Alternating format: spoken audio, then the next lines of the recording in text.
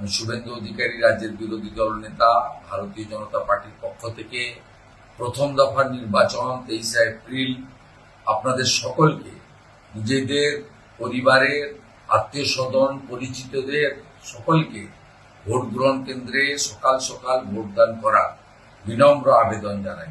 এবং যারা পশ্চিমবঙ্গের বাইরে আছেন তাদেরকেও আবেদন করব, রেল দপ্তর, ভারতীয় রেল দপ্তর অনেকগুলি স্পেশাল ট্রেনের ব্যবস্থা করেছেন।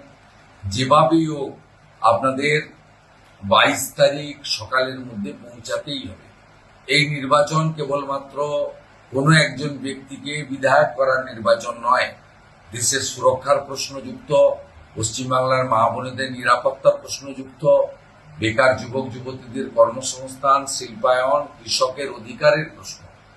পরিবর্তন সুনিশ্চিত করুন, ভারতীয় জনতা পার্টিকে সমর্থন করুন।